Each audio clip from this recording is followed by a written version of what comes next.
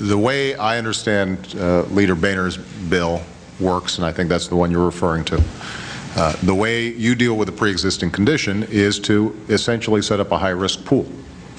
I mean, that's the mechanism.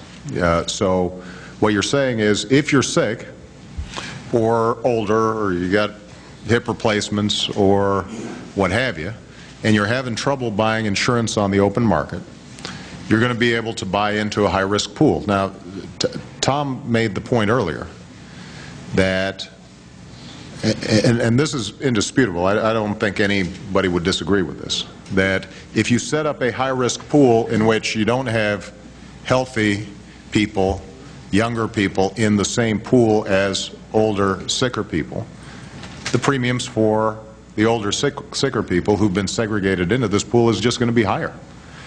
Now, we looked at the Boehner bill to see sort of how you approach that, and you've got some reinsurance, and keep in mind we use a high-risk pool as well until we get to the exchange, and we have reinsurance, for example, for federal or for people who are on retiree plans. We want to help employers maintain those plans, and they've got an older population, so we want to help reinsure them.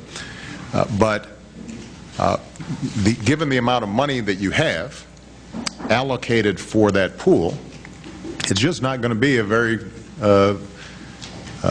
useful tool for the vast majority of people who've got pre-existing conditions, just because there's just not enough money that you guys put into it to be able to cover all the people with pre-existing conditions, which is why other states have high-risk pools. Kathleen mentioned.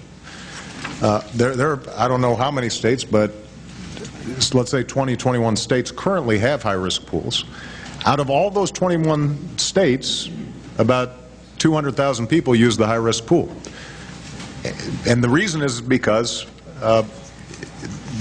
by just dealing with older, less healthy individuals separately, or people with pre-existing conditions, it is very, very expensive.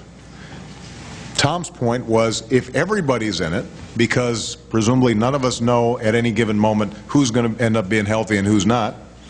We don't know whether our kids are going to be suffering some sort of disease that we don't anticipate yet, or our spouses get ill. That if everybody's in it, then that drives prices down cheaper for everybody. So it's not that I think that the high-risk pool idea is a bad one. As I said, the House, the Senate bill, the proposal that I put forward, all use the high-risk pool as a stopgap measure to get to a broader pool, but the goal has to be to get everybody in a place where those risks are spread more broadly.